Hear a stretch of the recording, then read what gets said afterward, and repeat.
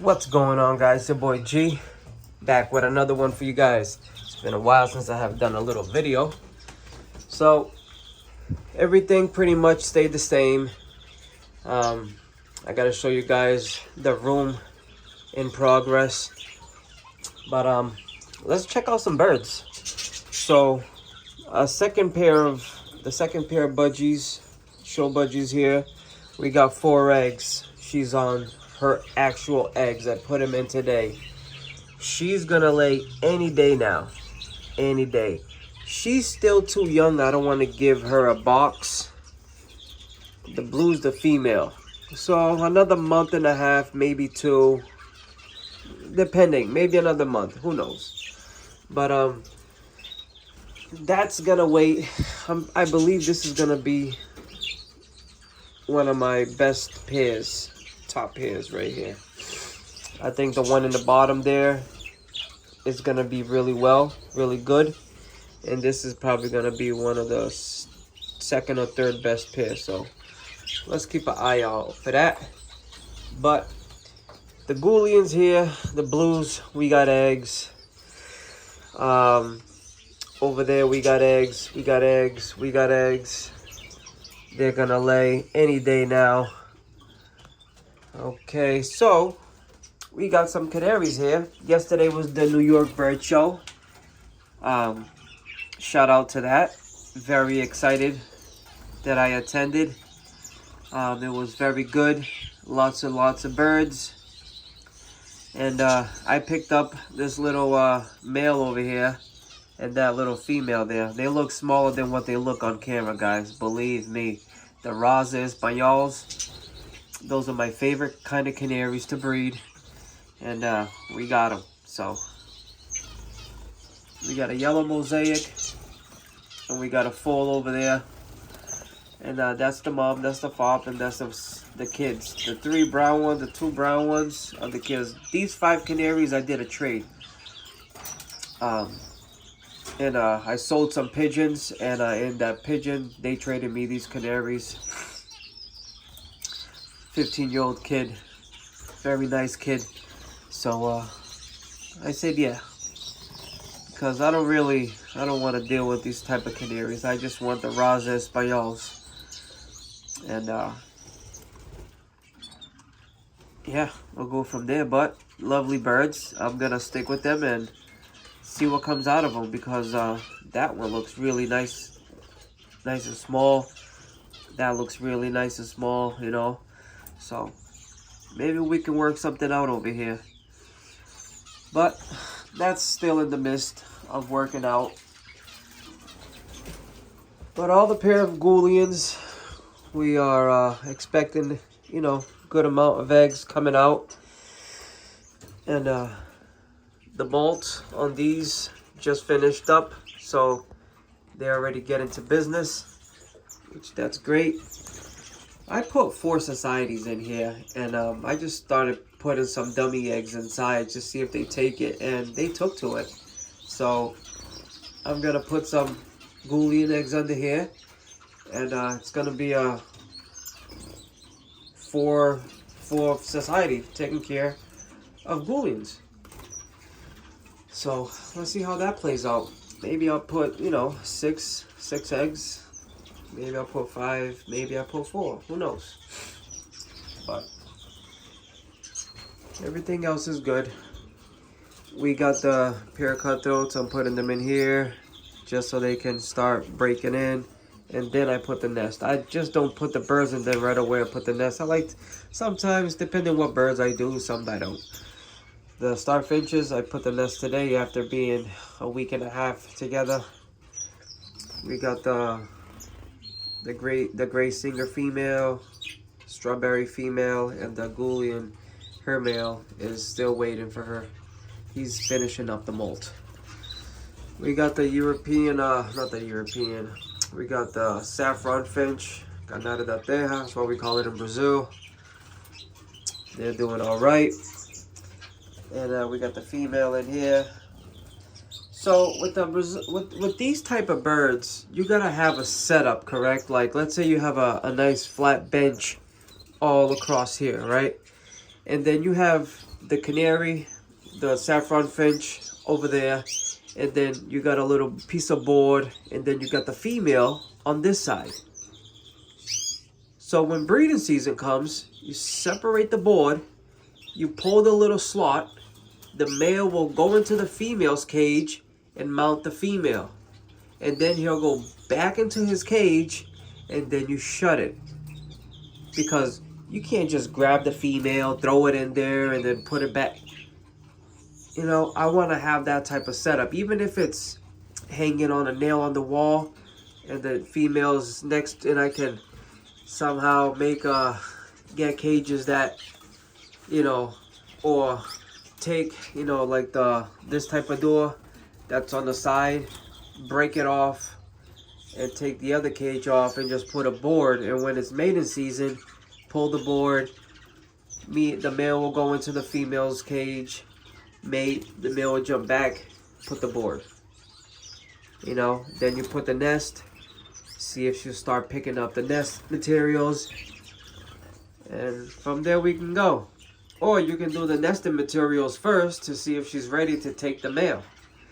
That's always great, you know, good recommendation there, good observation, and let's see what happens. Let's check out these little suckers.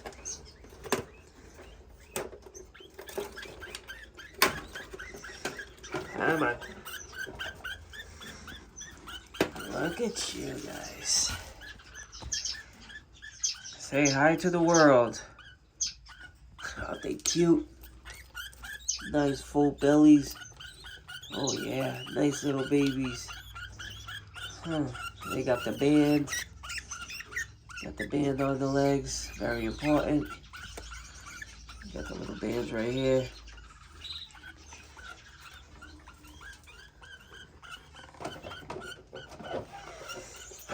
I take pride in raising these birds. I really do.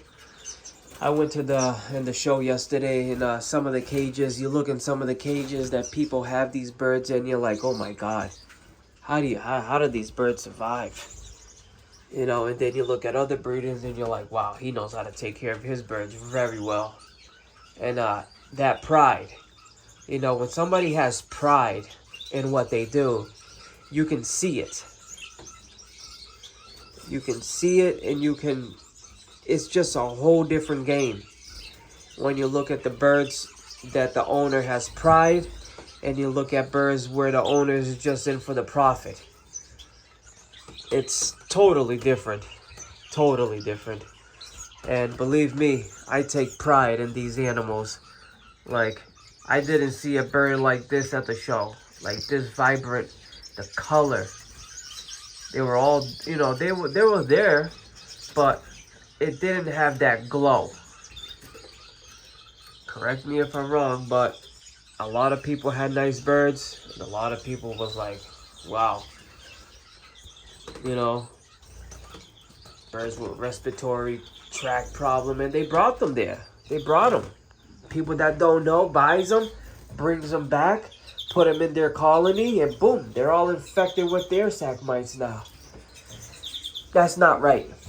But hey, it is what it is. Everybody gets vitamin in the water since this morning. I'm gonna change it out as soon as I'm done recording. But let's check out some babies, right? Oh, there you go. There they are in between mom and dad. Well, foster parents. I'm not gonna bother them. Let's check it out. Look at even the babies. Look at the color of the babies in the nest. It's different. You know, it's different. People that have pride in what they do. So we have eggs. We got eggs. This is the male that's molted for the female that's in the cage with the strawberry and the gray singer. That's the orange cheek waxbill trying to mount the hen. That's that little song. Here we have 2 Goulian eggs that's gonna hatch any day now. We have 4 Goulian eggs fertiled. Over here, They're not. Oh, they're not out. They're ready to flee the nest. 4 shaft tails. Okay. So we're just getting started. We got 5 eggs up here. Boolean. The owl finch still in the process. Yep, she still hasn't laid anything. She's going to. Guys, if you never used the red cedar chips, oh my god, what an amazing smell. It just smells great. Birds have odors, birds have dust, and this cedar chips, they are great for the smell. Here we have the European goldfinch that I bought at the New York Bird Show. Beautiful bird. So every bird that comes into my bird room gets scat. I put the scat on the legs, and I give them medicine their first day, just to and I spray them with the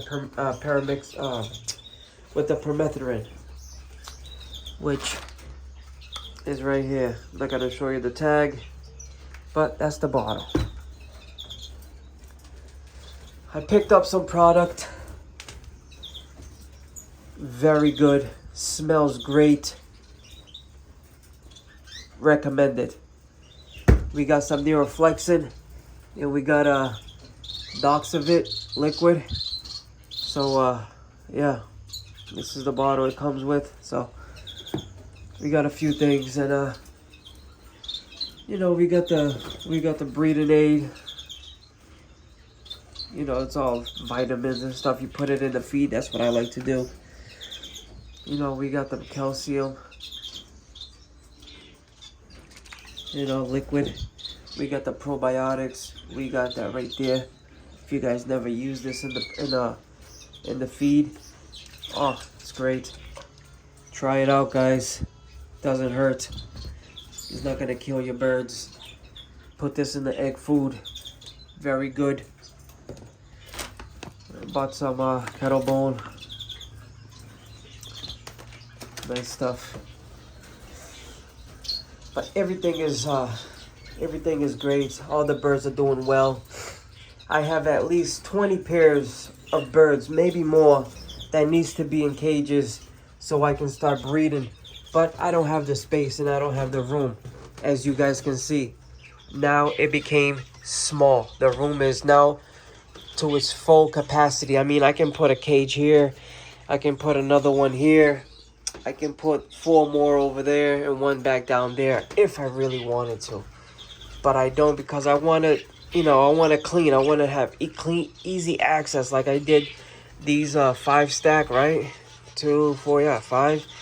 It goes all the way to the ground, but I can't pick up underneath. That's why I haven't put it. But, you know, I just put this cage in here because I had the canaries and I had to put them somewhere. So that's where they went. But let me take it to the other side. Just remind you where the parakeets, the budgies are. This is where the door is going to be. So let's go. Here we are in the front of the... All right. All this space is going to be for my finch, for the finches. So cages all here. Cages. Cage. I'm going to put a wall here. Okay. Permanent wall where I can't even go out that way for the finches. So all this is gonna be permanent with plywood. I'm gonna plywood this up, put foam on the edges, cut it up nice, put insulation, plywood this, insulate, plywood, close that up. I think I'm gonna put plastic panels on the roof for extra lighting, for better lighting, you know, different areas, do some panel. That's the door where it's gonna be open. It's gonna come out, you know. So all this is gonna be cages. All this is gonna be cages. All back here is gonna be cages. Then it's gonna go cages. And I'm gonna go cages probably like up to here. Probably like one set of cage. I'm probably gonna bring this wall to here, put a set of cage, and then give it space and carry another set of cage. And I'm gonna have this whole the middle section here, so I can walk and just look 360 view of all the birds. Those are the pigeons right now. They're inside there. Gonna close all that up. I'm gonna put a door for the pigeons over here. I'm gonna make a nice little small door so I can just walk in, clean everything up. This hallway is gonna stay for the feet of the pigeons and stuff, not to get mixed up with the finches. But what a space, huh, guys? Imagine if I knocked that wall down, and it would be nice big room.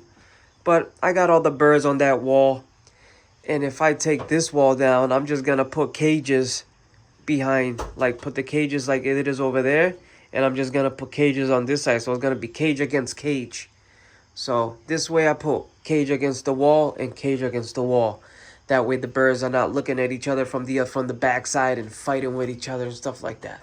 So I'll keep this wall there and pretend that if I take it out, then I'm gonna just put cage amongst cage, you know, because that's gonna give me more space to put cage.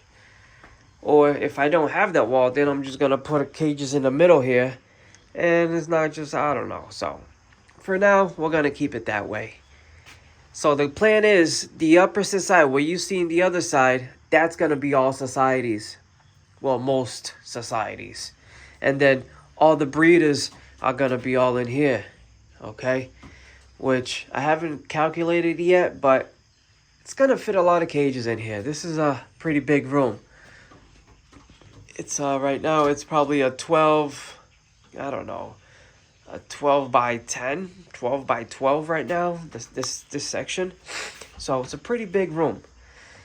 Okay? And yeah, I'm excited. Super excited. I know I can fit probably 1, 2, 3 sets of cages here. You know, I can probably fit 1, 2, 3, maybe 4 sets of cages here. And then same thing here. 3 sets of cages here. 4 stack. 4, 8, 16, 32. So you do the math, and then over here, and then more over here. So it's gonna be a bunch of birds. I want to have at least 50 pairs of societies. At least 50. 40, 45, 50, 60. You know, 65, 70 would be ideal. But if not, then I'll go with I'll stick with the 40 pairs of societies. But yeah, this is it. Can't wait to get it finished. You know, it's gonna be great. It's gonna be really great. And all I really have to do is close this wall, close this. That's already closed. Just gotta close that right there. I probably will leave that open just for the summer. You know, I'll probably close it in the winter, summertime, open it up, stuff like that. And I might put like a little windows system here, like a little skylight, you know, so I can open it up in the summertime. All the hot air rises up. I'll probably put two of them, and probably one over there. Who knows what I'll do, but I'm gonna do something. But that's it, guys. Hope you guys enjoyed it. Thank you, guys. Bye bye now.